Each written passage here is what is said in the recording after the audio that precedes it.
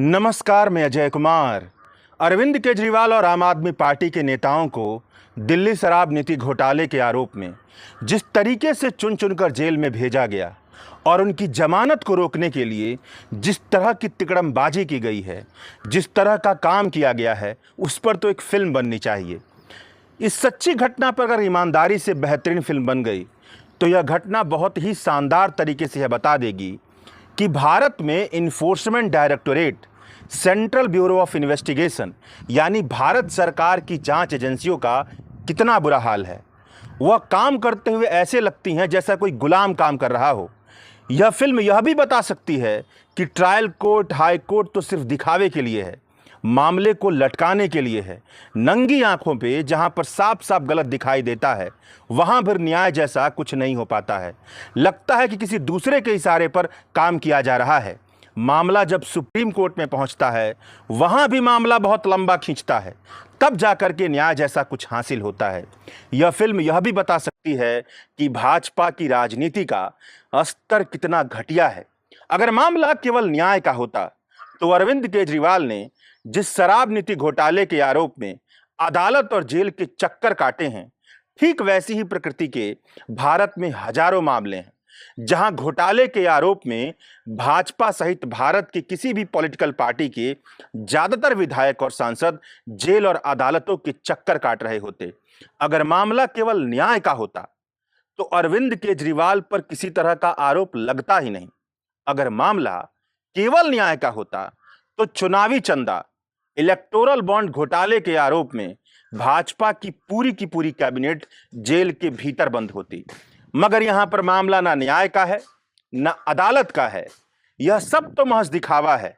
पिछले 2 साल से इस मामले में हजारों पन्ने के दस्तावेज दाखिल हो चुके हैं, न जाने कितने गवाहों ने बयान दिए हैं, मगर उसके बावजूद भी अरविंद केजरीवाल के खिलाफ ईडी जैसी संस्था को एक भी ठोस सबूत नहीं मिल पाया था। इन्फोर्समेंट डायरेक्टोरेट ने अरविंद केजरीवाल की गिरफ्तारी prevention of money laundering act के तहत की थी। इस कानून के तहत बिना ठोस आरोप के भी किसी को गिरफ्तार करने का हक मिल जाता है, सालों साल जेल में रखा जा सकता है। मगर अरविंद केजरीवाल दिल्ली के मुख्यमंत्री हैं, सामान्य नागरिक की अपेक्षा ज्यादा हैसियत रखते हैं, तो देश के दिग्गज वकील ने उनकी जमानत के लिए कोर्ट में इनका पक्ष रखा। कोर्ट इस बात का टेस्ट करती है कि ईडी मजबूत तरीके से या मजबूत सबूतों से यह साबित करे कि आरोपी भी मनी लॉन्ड्रिंग में किसी ना किसी तरह का हिस्सेदार है। मतलब एक ऐसा मजबूत लिंक सबूतों के आधार पर स्थापित होना चाहिए जिससे यह पता चले कि अरविंद केजरीवाल के पास कुछ पैसा या कुछ संपत्ति ऐसी है जो मनी लॉन्ड्रिंग से हासिल की गई है। अगस्त 2022 में दिल्ली शराब नीति घोटाले के तहत मामला दर्ज किया गया था। मामला दर्ज होने के 1.5 साल के बाद लोकसभा चुनाव के ठीक पहले अरविंद केजरीवाल को इन्फोर्समेंट डायरेक्टोरेट ने गिरफ्तार किया। तकरीबन 4 महीने से ज्यादा वक्त तक गिरफ्तार कर जेल में रखने के बाद भी ईडी अरविंद केजरीवाल के खिलाफ एक भी ऐसा सबूत पेश नहीं कर पाई जो उन्हें मजबूत आरोपी की कैटेगरी में डालता हो। ईडी की अरविंद केजरीवाल की हिरासत में रखने की अपील को सुप्रीम कोर्ट ने अंततः खारिज कर दिया। मगर जैसे ही सुप्रीम कोर्ट ने ईडी के मामले पर अरविंद केजरीवाल को रिहा करने वाली थी, ठीक उसी समय, मतलब कगार पर रिहाई थी, ठीक उसी समय सेंट्रल ब्यूरो ऑफ इन्वेस्टिगेशन यानी सीबीआई ने अरविंद केजरीवाल को दिल्ली शराब नीति घोटाले में प्रिवेंशन ऑफ करप्शन एक्ट के तहत गिरफ्तार कर लिया। अब हरियाणा में विधानसभा चुनाव है और अब ठीक चुनाव से ऐन पहले अरविंद केजरीवाल की रिहाई हो गई है।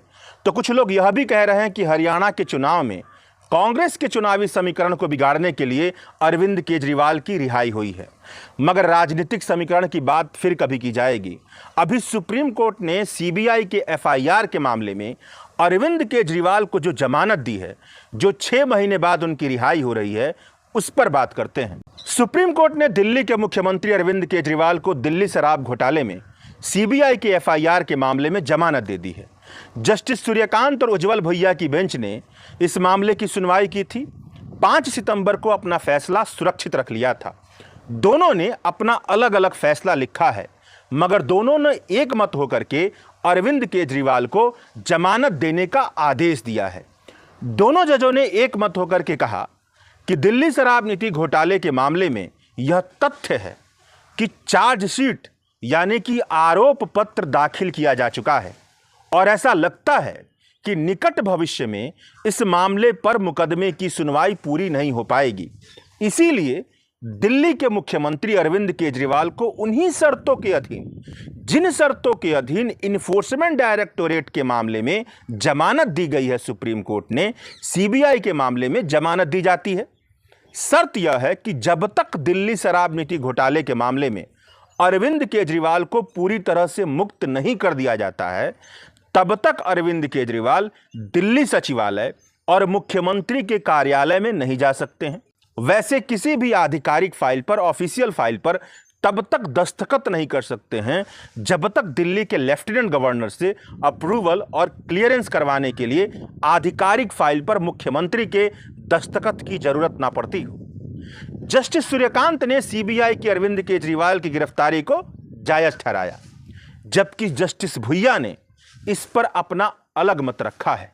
जस्टिस भुइया सीबीआई की अरविंद केजरीवाल की गिरफ्तारी पर बहुत ही गंभीर सवाल खड़ा करते हैं। सीबीआई की टाइमिंग पर और सीबीआई की इस जरूरत पर कि गिरफ्तार क्यों करना पड़ा, इस पर सवाल खड़ा करते हैं। जस्टिस भुइया ने कहा कि मैं यह बात समझने में असमर्थ हूं कि दिल्ली शराब नीति घोटाले के मामले को उजागर हुए तकरीबन 22 महीने बीत चुके हैं। क्या 22 महीने में सीबीआई को अरविंद केजरीवाल को गिरफ्तार करने की जरूरत महसूस नहीं हुई? सीबीआई ने अरविंद केजरीवाल को तभी क्यों गिरफ्तार किया जब ईडी के मामले में सुप्रीम कोर्ट से उनकी जमानत होनी तकरीबन तय हो चुकी थी? जस्टिस भुइया ने कहा कि मेरा स्पष्ट मत है, मतलब मेरा साफ तौर पर यह मानना है कि सीबीआई ने अरविंद केजरीवाल की गिरफ्तारी बहुत लंबे समय के बाद की। जिस तात्कालिकता और जल्दीबाजी को दिखाते हुए की गिरफ्तारी, वह बिल्कुल अनुचित है। कई सारे सवाल खड़ा करता है।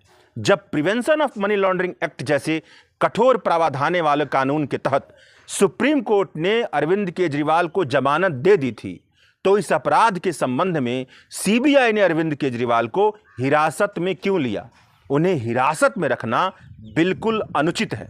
जस्टिस भुइया ने तो इस मामले में सीबीआई को तगड़ी फटकार लगाई है। सीबीआई को फटकार लगाते हुए कहा कि देश की प्रमुख जांच एजेंसी होने के नाते ऐसा नहीं लगना चाहिए कि वह मनमाने तरीके से गिरफ्तारियां कर रही हैं, बल्कि ऐसा लगना चाहिए कि सीबीआई यह ऐसा तोता है जो किसी पिंजरे के भीतर कैद नहीं है, बल्कि पिंजरे से आजाद है, निष्पक्षता के साथ अपना काम करता है। उसके काम से लगता है कि वह पक्षपात की किसी भी धारणा का वाहक नहीं है। किसी भी फंक्शनल डेमोक्रेसी में लोगों की रायशुमारी, मतलब लोगों की धारणाएं, लोग किस तरीके से धारणा बना रहे हैं, किस तरह की रायशुमारी कर रहे हैं, यह बहुत मायने रखती है। कुछ समय पहले की ही बात है कि सुप्रीम कोर्ट ने सीबीआई की आलोचना करते हुए सीबीआई की तुलना पिंजरे में बंद तोते से की थी। इसीलिए सीबीआई की यह जिम्मेदारी बनती है कि वह पिंजरे में बंद तोते की अपनी धारणा को तोड़े, बल्कि लोगों के बीच यह रायशुमारी पैदा करने में इस तरीके से जिम्मेदारी के साथ काम करे कि वह पिंजरे में बंद तोता नहीं है, बल्कि पिंजरे से आज़ाद तोता है, जो स्वतंत्र और स्वायत्तता को रखते हुए अपना काम का निर्वहन करता है। मगर इन सबके बावजूद यह सवाल तो उठता ही है कि क्या सुप्रीम कोर्ट के इस तरह की बातों का असर केंद्र सरकार की जांच एजेंसी पर कुछ पड़ेगा? केंद्र सरकार की जांच एजेंसी के अधिकारियों पर कुछ पड़ेगा? ईडी सीबीआई आज़ाद तोता बन पाएंगे? ईडी और सीबीआई तो छोड़िए, क्या न्यायपालिका यह साबित कर पाएगी कि वह कार्यपालिका से पूरी तरह से आज़ाद है? न्यायपालिका स्वतंत्र होकर अपना काम करती है। भारत की न्यायिक व्यवस्था पर किसी तरह का प्रश्न चिन्ह नहीं खड़ा किया जा सकता है। क्या यह सब साबित हो पाएगा? आप सबको पता है कि हमारी जर्जर हो चुकी राजनीति से इन सब सवालों का क्या जवाब निकलता है। ईडी और सीबीआई आम आदमी पार्टी को तोड़ने के पीछे पड़ी हुई है।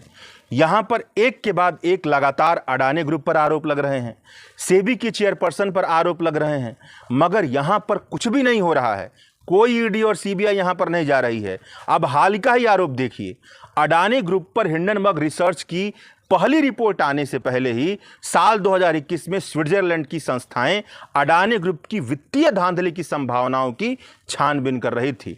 वित्तीय धांधली मतलब वही आरोप कि विदेश में मौजूद बेनामी सेल कंपनियों के जरिए अडानी ग्रुप में पैसा लगाया जाता है और स्टॉक मैनिपुलेशन किया जाता है, मतलब शेयर प्राइस की कीमतें ऊपर की जाती हैं।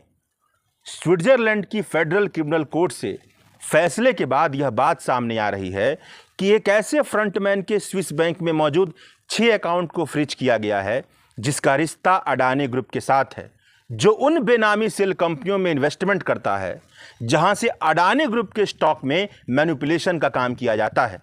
स्विस बैंक के 6 अकाउंट में 31 करोड़ डॉलर यानी करीब 2600 करोड़ रुपए जमा है। यानी 2600 करोड़ रुपए पैसे का इस्तेमाल तब तक नहीं हो पाएगा जब तक छानबीन पूरी होने के बाद फैसला नहीं हो जाता है। अडानी ग्रुप ने प्रेस रिलीज जारी कर यह कहा है कि यह आरोप निरर्थक, तर्कहीन और बेतुके हैं। शुक्रिया।